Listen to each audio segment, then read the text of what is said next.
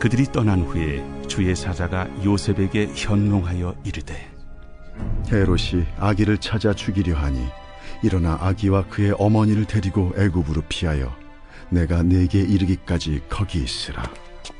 요셉이 일어나서 밤에 아기와 그의 어머니를 데리고 애굽으로 떠나가 헤롯이 죽기까지 거기 있었으니 이는 주께서 선지자를 통하여 말씀하신 바 애굽으로부터 내 아들을 불렀다 함을 이루려 하심이라. 이에 헤롯이 박사들에게 속은 줄 알고 심히 노하여 사람을 보내어 베들레헴과 그 모든 지경 안에 있는 사내 아이를 박사들에게 자세히 알아본 그때를 기준하여 2살부터 그 아래로 다 죽이니 이에 선지자 예레미야를 통하여 말씀하신 바 라마에서 슬퍼하며 크게 통곡하는 소리가 들리니 라헬이 그 자식을 위하여 애곡하는 것이라. 그가 자식이 없으므로 위로받기를 거절하였도다 함이 이루어졌느니라. 헤롯이 죽은 후에 주의 사자가 애굽에서 요셉에게 현몽하여 일어나 아기와 그의 어머니를 데리고 이스라엘 땅으로 가라. 아기의 목숨을 찾던 자들이 죽었느니라. 요셉이 일어나 아기와 그의 어머니를 데리고 이스라엘 땅으로 들어가니라. 그러나 아켈라오가 그의 아버지 헤롯을 이어 유대의 임금됨을 듣고 거기로 가기를 무서워하더니 꿈에 지시하심을 받아 갈릴리 지방으로 떠나가 나사렛이란 동네에 가서 사니 이는 선지자로 하신 말씀에 나사렛 사람이라 칭하리라 하심을 이루려 함이로라.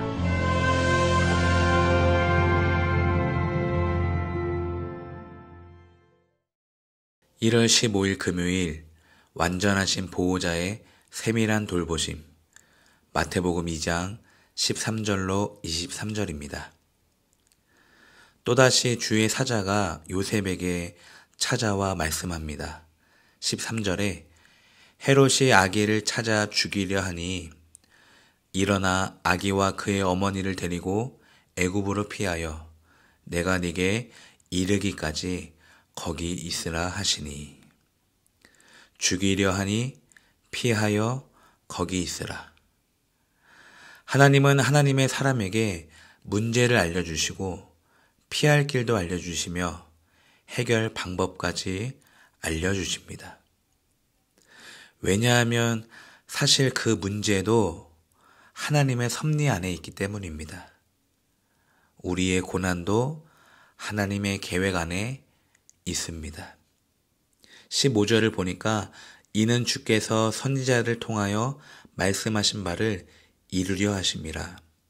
17절에 이에 선지자 예레미야를 통하여 말씀하신 바 이루어졌느니라. 그러니까 하나님이 없는 고난이 없습니다, 여러분. 오늘 내가 처한 문제도 하나님의 섭리 안에 있습니다.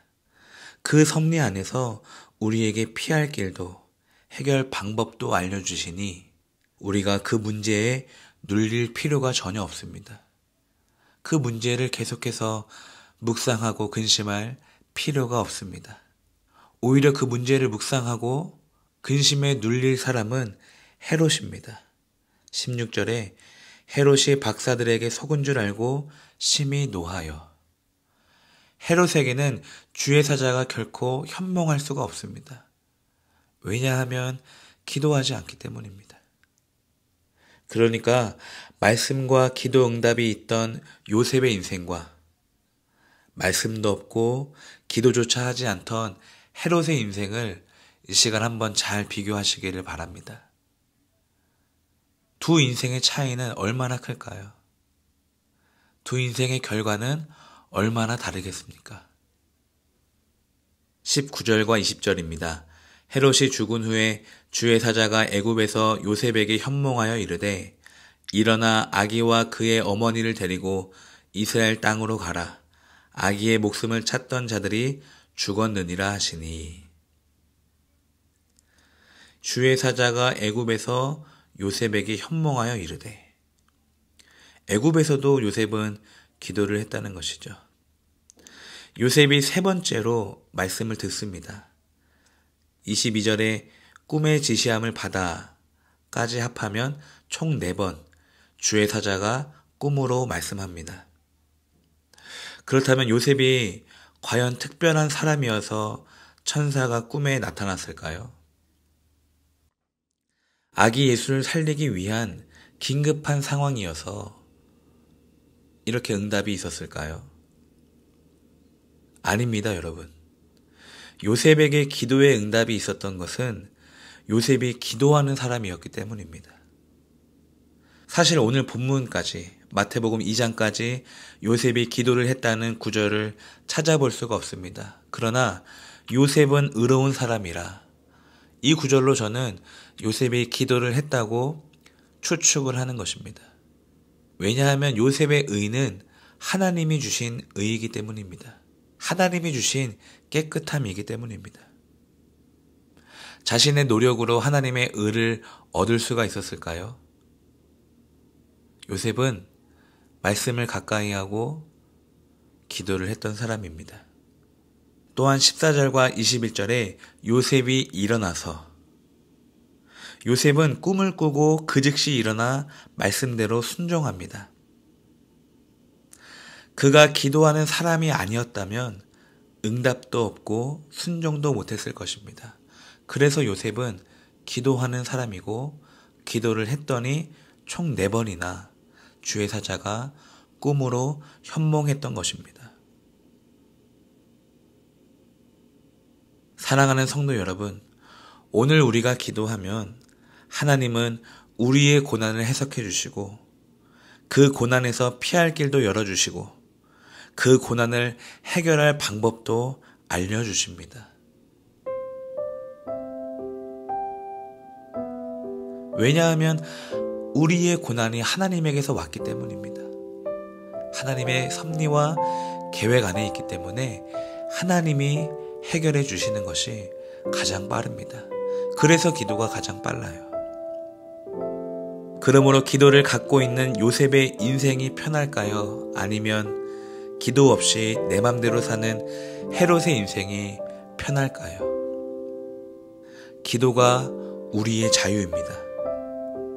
내 맘대로, 내 생각대로, 내 계획대로 사는 인생은 너무나 위험합니다. 왜냐하면 기도가 없으니까. 하나님이 간섭할 수가 없습니다. 하나님이 그 인생을 보시고 나와 상관이 없다고 말씀할 것입니다. 그러나 기도를 하는 하나님의 사람들은 끝까지 간섭을 당합니다. 오늘 22절을 한번 보십시오. 거기로 가기를 무서워하더니 꿈의 지시함을 받아 갈릴리 지방으로 떠나가 나사렛이란 동네에 가서 사니 이는 선지자로 하신 말씀에 나사렛 사람이라 칭하리라 하심을 이루려 함이로라. 요셉이 베들레헴으로 돌아갈 것을 두려워하니까 다시 한번 주의 사자가 현몽하기를 그러면 나사렛으로 가라 라고 말씀합니다. 그러니까 요셉의 두려운 선택에도, 요셉의 잘못된 선택을 가지고도 하나님은 그것조차 하나님의 계획대로 말씀하시고 일하십니다. 그러므로 예수 안에 있는 우리에게 잘못된 선택은 없습니다. 우리를 죽이려는 문제도 없습니다. 그러므로 잘못된 선택을 후회하지 마시고 하나님을 보십시오. 더 이상 문제를 묵상하지 마시고 하나님을 보시기 바랍니다. 하나님을 바라보는 것이 바로 기도입니다. 오늘 우리가 기도하면 오늘은 우리 하나님께서 일하시기에 가장 좋은 하루, 가장 편한 하루가 될 것입니다. 그러므로 오늘 하루도 기도로 시작하시기를 주님의 이름으로 축복합니다.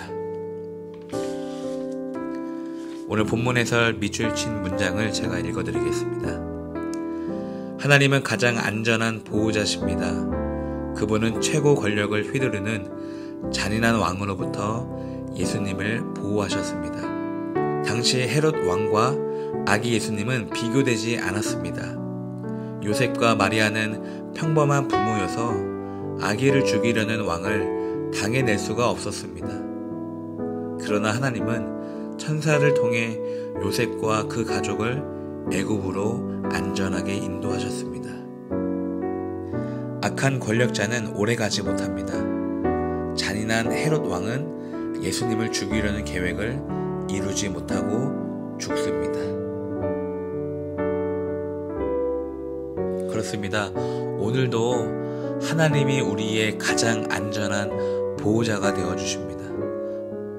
사람이 아니라, 백신이 아니라 하나님이 우리의 보호자십니다. 악한 일로부터 오늘도 우리를 보호하실 것입니다. 그러므로 오늘도 주님의 보호하심 안에 거하는 우리 성도님들 되시기를 주님의 이름으로 축복합니다. 기도하겠습니다. 하나님 아버지 감사합니다. 오늘도 두렵고 오늘도 위협적인 상황 속에서도 하나님은 우리들을 눈동자처럼 보호하심을 믿습니다.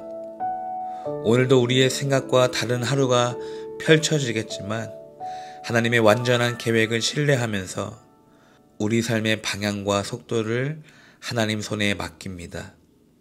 오늘도 우리의 삶을 통해 약속을 이루시는 하나님을 경험하는 거룩한 하루가 되게 하여 주옵소서. 예수님 이름으로 기도드립니다. 아멘.